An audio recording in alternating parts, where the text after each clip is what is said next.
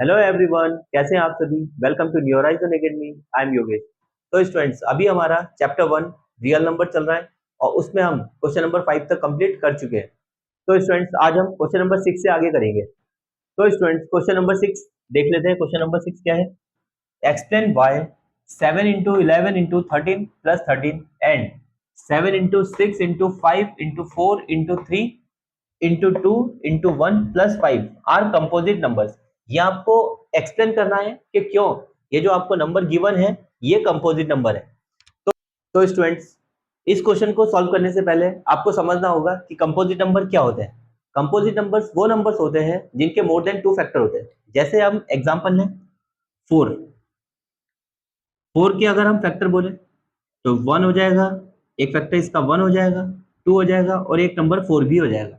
इसी तरह से 6 का बोले हम तो 6 का 1 होता है फैक्टर, एक 2 होता है, एक 3 होता है और एक 6 नंबर भी होता है। तो इन नंबर्स के दो से ज्यादा फैक्टर हैं तो इन नंबर्स को बोला जाता है कंपोजिट नंबर्स। तो स्टूडेंट, स्टार्ट करते हैं अपना क्वेश्चन। सबसे पहले हम लिखेंगे सिंस। सिंस जो आपको गिवन है ये नंबर हमने लिखा 7 इंटू 11 इंटू 13 प्लस 13। तो स्टूडेंट्स, इसमें आपने केयरफुली देखना है। अगर आप थोड़ा सा केयरफुली सुनना है। आप अगर इसमें देखें तो हमारे पास टू टर्म्स है इसमें, एक टर्म ये, दूसरी टर्म ये। तो स्टूडेंट, जो टर्म्स होती हैं, टर्म्स हमारी प्लस और माइनस साइन से अलग होती है। तो इसमें एक टर्म ये है और दूसरी टर्म ये है। तो स्टूडेंट, अगर हम दोनों टर्म में देखें तो क्या चीज आपको कॉमन नजर आ रहा है? 13। इस टर्म में भी 13 आ रहा है और यहाँ पर भी 13 आ रहा है। तो आपको क्या करना है? 13 को कॉमन निकाल देना बाहर। और हमने फिर ब्रैकेट ओपन किया, ये 13 हमने कॉमन निकाला। अब यहां से क्या बचा? जब इस टर्म में से हमने 13 को कॉमन निकाला तो बचा 7 इंटू, यहां से बचेगा आपका 11 इंटू, अब ये 13 तो हमने कॉमन निकाल दिया तो यहाँ पर बचेगा आपका 1 और प्लस। और स्टूडेंट, इसमें से भी ये 13 हम ऑलरेडी बाहर निकाल चुके हैं तो अंदर हमारा बचेगा 1, इस तरह से। और आगे हम सॉल्व करेंगे। इस स्टेप को आपने बहुत अच्छे से समझना है। फिर 13 ब्रैकेट 11 7 जा 77, 1 जा 77, हो जाएगा 77 प्लस 1 प्लस 1। तो स्टूडेंट्स, इसे और सॉल्व कर लेंगे तो 13 इंटू, ब्रैकेट का मतलब मल्टीप्लाई होता है, हमने इंटू लगाया और ये हो जाएगा 78। तो स्टूडेंट्स, इस तरह से अब ये दो नंबर देखिए आप, 13 एंड 78। तो ये तो ऑलरेडी जो है टू फैक्टर तो इसके ये आ ही चुके हैं। और 78 के भी अगर हम और फैक्टर करें तो इसके भी काफी सारे फैक्टर हो जाएंगे। तो आप लिखेंगे hence, hence it is a composite number. It is a composite, it is a composite number. तो स्टूडेंट्स, अभी इसका ये जो फर्स्ट पार्ट था इतना पार्ट हुआ, अभी हम नेक्स्ट पार्ट को भी इसी तरह से सॉल्व करेंगे। तो स्टूडेंट्स, अब सेकंड पार्ट करते हैं। सिंस,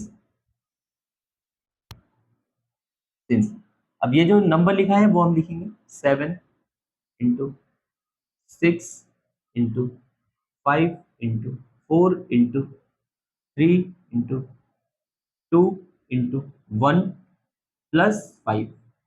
तो स्टूडेंट, इस तरह से आपको क्वेश्चन गिवन है। अब इसमें भी हम सेम चीज वही करेंगे जो हमने लास्ट पार्ट में किया था। इसमें भी अगर हम देखें तो देखो स्टूडेंट, आपको इसमें भी टू टर्म्स गिवन है, एक टर्म ये और दूसरी टर्म ये। तो अगर इन दोनों टर्म में हम देखें कुछ कॉमन है तो कॉमन है 5। 5 इसमें भी है और इसमें भी है, तो हम 5 को ही कॉमन लेंगे। 5 को आपने कॉमन लेना है। नाउ अब जो भी इसके अंदर बचे हैं टर्म उन्हें लिख दो, 7 इंटू 6 इंटू, अब ये 5 तो हमारा बाहर आ चुका है तो यहाँ पर आप 1 लिख देंगे, इंटू 4 इंटू 3 इंटू 2 इंटू 1 और प्लस, और ये 5, जब हमने 5 यहाँ पर था 5 कॉमन निकाल दिया तो अंदर आएगा आपका 1। इसे बहुत केयरफुली समझना आपने। जब हमने 5 में से 5 कॉमन निकाला तो अंदर 1 आएगा, 0 नहीं आएगा, क्योंकि 5 1 जा तभी 5 होगा ये। और बहुत से स्टूडेंट क्या करते हैं, इसमें 5 को कॉमन निकाला और यहाँ पर लिख देते हैं 0, जो कि बिल्कुल गलत हो जाएगा। तो स्टूडेंट, इसके बाद करते हैं 5, तो 7 इन 7 6 जा 42, 42 फोर जा, तो स्टूडेंट जब आप इन सबकी इंटू करेंगे तो ये आपका 1008 आ जाएगा और प्लस ये यहाँ से 1 आ गया स्टूडेंट्स। इसके बाद 5 ब्रैकेट का मतलब इंटू होता है और इसे जब आप जोड़ देंगे तो 1009 ये हो जाएगा। तो स्टूडेंट्स अब जो भी ये नंबर आपको गिवन था इसके दो फैक्टर तो यही है, एक फैक्टर ये खुद भी होगा नंबर, तो इसके मोर देन 2 फैक्टर है तो आप बोलोगे hence hence these numbers are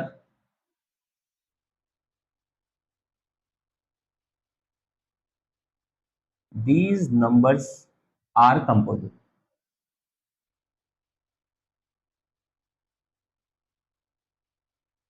composite. तो स्टूडेंट्स इस तरह से आपको इन क्वेश्चन को एक्सप्लेन करना है। तो स्टूडेंट्स एक्सरसाइज 1.1 का लास्ट क्वेश्चन देख लेते हैं, जो कि आपको बोल रखा है there is a circular path around a sports field. एक स्पोर्ट्स फील्ड है, उसके चारों तरफ एक सर्कुलर पाथ है, circular path, and Sonia takes 80 minutes to drive one round of the field. और सोनिया को इस पाथ का, इस सर्कुलर पाथ का वन राउंड लगाने में उसे टाइम लगते हैं 18 मिनट्स। मान लेते हैं वो यहां से दौड़ना स्टार्ट करती है, and while Ravi takes 12 minutes for the same. और रवि को जो है इसी इसी सर्कुलर पाथ का वन राउंड लगाने में टाइम लगता है 12 minutes for the same.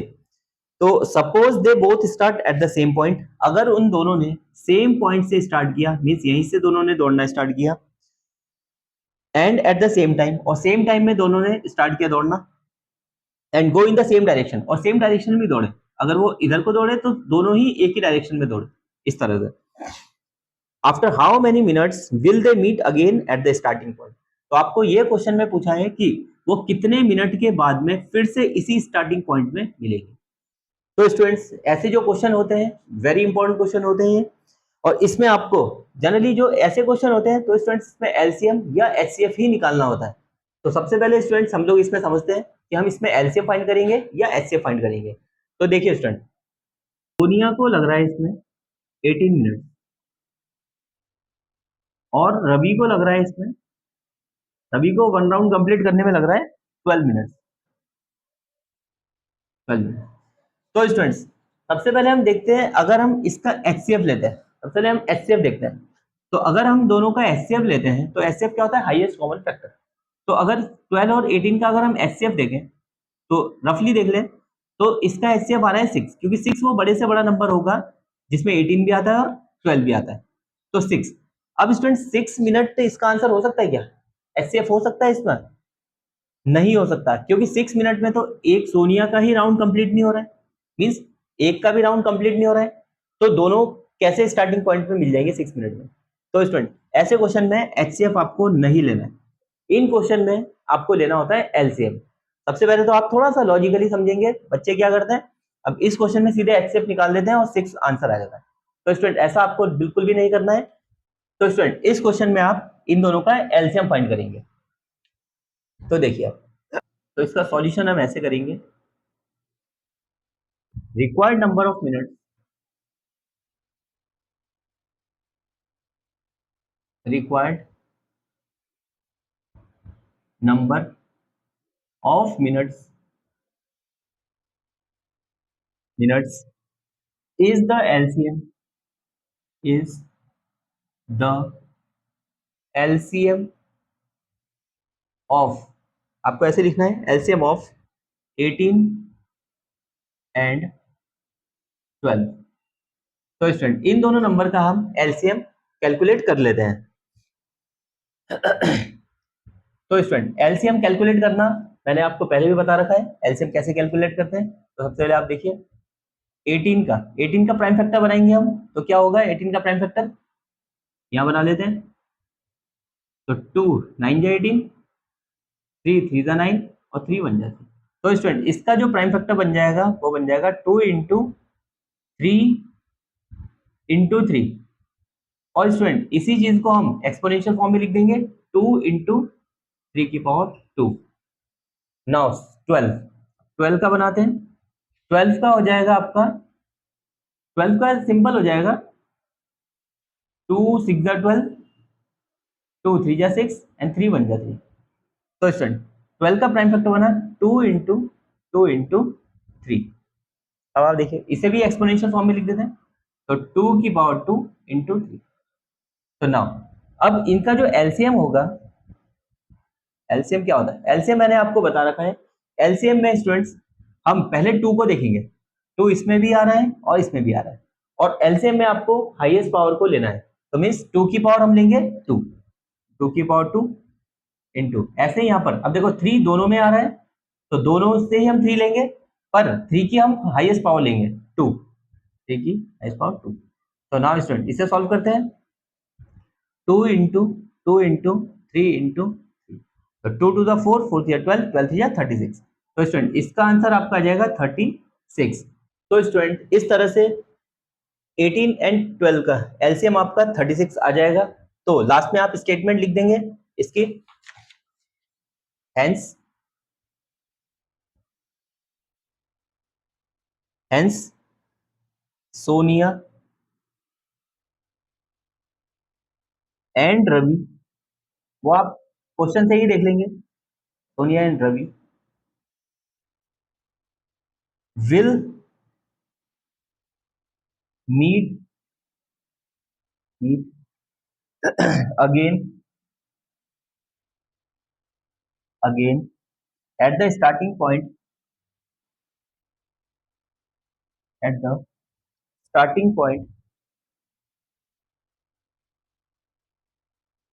Eight the starting point after after 36 minutes. तो स्टूडेंट इस तरह से क्वेश्चन बहुत ही सिंपल क्वेश्चन है, पर आपको थोड़ा सा केयरफुली क्वेश्चन को समझना है, तो उसके बाद में आपको क्वेश्चन करना है। तो स्टूडेंट्स इस टाइप के क्वेश्चन इंपॉर्टेंट क्वेश्चन होते हैं, और इसमें आपको जो है बोर्ड एग्जाम में इनकी वैल्यूज भी चेंज कर सकते हैं, और क्वेश्चन को थोड़ा सा डिफरेंट टाइप से भी आपको दिया जा सकता है एग्जाम में। तो स्टूडेंट्स आपको बिल्कुल भी कंफ्यूज नहीं होना है, कहाँ पर आपको एलसीएम लेना है और कहाँ पर आपको एचसीएफ लेना है। तो स्टूडेंट इस टाइप के और भी जो क्वेश्चन है, एक्स्ट्रा क्वेश्चंस, वो मैं आपको जब ये चैप्टर कंप्लीट हो जाएगा तो कुछ क्वेश्चंस आपको कराऊंगा, आपको वो भी उन क्वेश्चन को भी बहुत अच्छे से प्रैक्टिस करना है। तो आई होप स्टूडेंट्स आप सभी को जो भी मैंने आज आपको क्वेश्चन कराए वो आपको समझ आए होंगे। अगर आपको कोई भी डाउट होता है तो आप मुझसे कमेंट बॉक्स में पूछ सकते हैं, और अगर आपको वीडियो पसंद आया तो वीडियो को लाइक कीजिए, चैनल को सब्सक्राइब कीजिए, और अपने फ्रेंड्स में आप शेयर भी कीजिए। तो मिलता हूं आपसे नेक्स्ट वीडियो में, तब तक के लिए बाय बाय, टेक केयर, जय हिंद।